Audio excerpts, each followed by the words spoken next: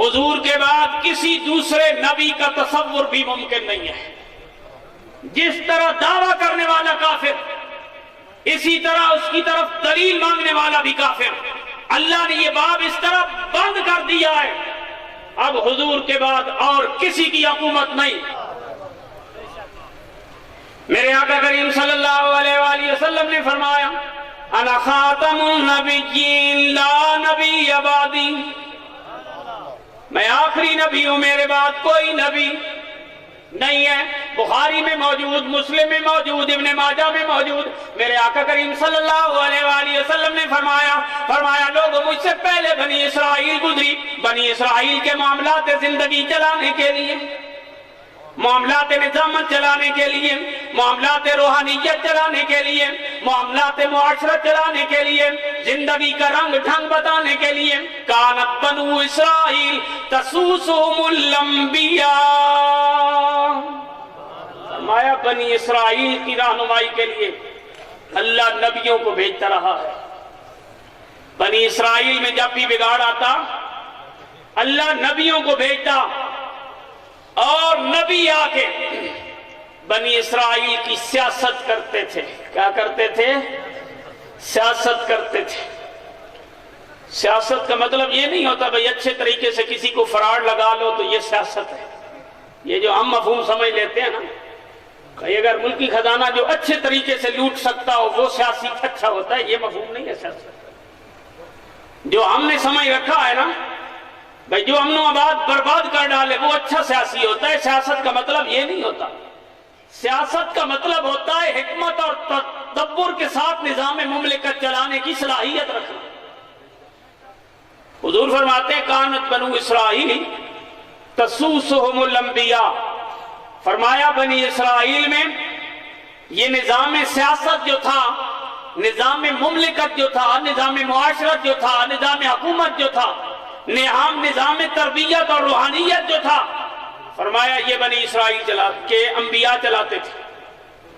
اگر گڑبڑی ہو جاتی، معاشرہ بگڑ جاتا، لوگوں کے اندر تفریق ہو جاتی، لوگ نفس شیطانی اور ہوائے نفسانی کا شکار ہو جاتے، فرمایا ان کی تعلیم و تربیت کے لیے اللہ نبی بھیجتا۔ ایک نبی جاتا، دوسرا نبی آ جاتا، ایک نبی جاتا، دوسرا نبی آتا، کلما ہلک نبی فخلفہ نبی، فرمایا جب بھی کوئی نبی ان میں سے وصال کر جاتا اس کی جگہ دوسرا نبی آ جاتا۔ لیکن اب کیا ہے؟ فرمایا انہ لا نبی بعدی، اب کیا ہے؟ فرمایا اب میں آ گیا ہوں، اب کوئی دوسرا نبی نہیں آئے گا، میں آخری نبی ہوں، میرے بعد کوئی نبی نہیں آئے گا۔ اب فوراً ذہنوں کے اندر سوال چلا جائے گا، یا رسول اللہ بنی اسرائیل میں جب بگاڑ آیا، دوسرا نبی آ گیا، پھر اگر امت کے اندر کوئی اختفار آیا، انتشار آیا اور نبی آ گیا، یا رسول اللہ آپ پہ نبوت کا دروازہ بند کر دیا گیا، آپ کے اوپر نبوت کا دروازہ بند کر دیا گیا، آپ آخری نبی ہیں، آپ کے بعد کوئی نبی آنے والا نہیں ہے۔ جب آپ کی امت میں بگاڑ آئے گا، لوگ خلفشار کا شکار ہوں گے، لوگوں کے اندر بے تدبیری آئے گی، لوگوں کے اندر بدعقیدگی آئے گی، لوگوں کے اندر بدعمالی آئے گی، آپ آخری نبی ہیں، آپ کے بعد کوئی نبی نہیں آئے گا، لوگوں کو صراط مستقیم پہ کون لگائے گا؟ مسئلہ تو ہے نا، بگڑے ہوں کو سیدھے راستے پہ کون لگائے گا؟ یہ سیدھے راستے پہ گامزن کون کرے گا؟ تو میرے آقا کریم صلی اللہ علیہ وآلہ وسلم نے فرمایا لوگوں میں آخری نبی ہوں، میرے بعد کوئی نبی نہیں ہے۔ اور حضور نے ایک اور حدیث کے اندر یہ واضح مثال بیان کر دی، فرمایا ان مثلی ومثل الانبیاء من قبلی کمثل رجل بنا بیتا فاحسنہ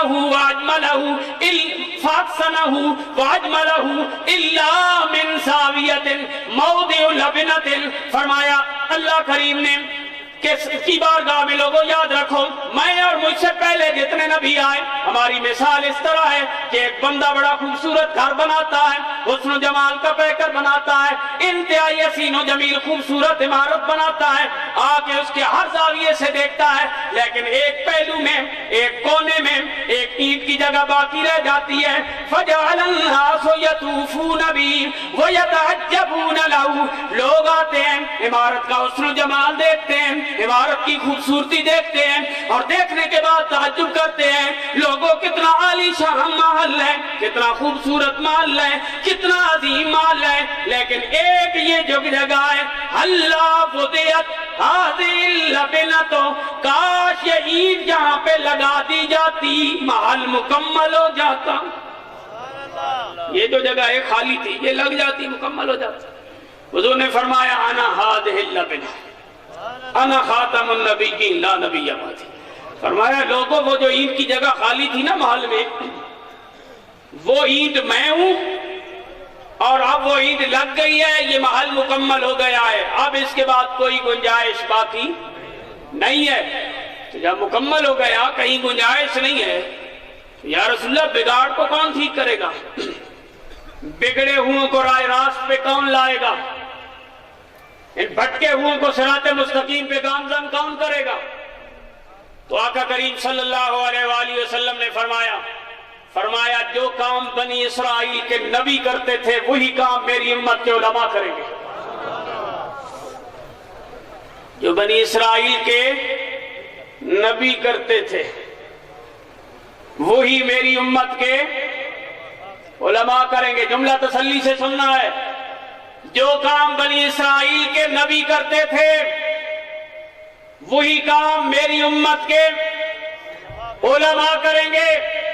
اگر علماء ویسی تبلیغ کر رہے ہیں جیسی تبلیغ بنی اسرائیل کے انبیاء کرتے گئے، اس کا مطلب ہے یہ علماء ہو گئے نبی کے وارث۔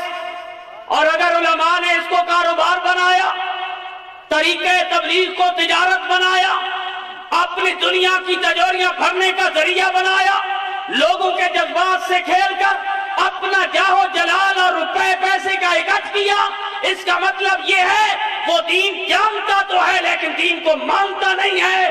کیوں کہ حضور کی اس امت میں حقیقی وارث وہ ہے جس کا طریقہ تبلیغ نبیوں کی طرح۔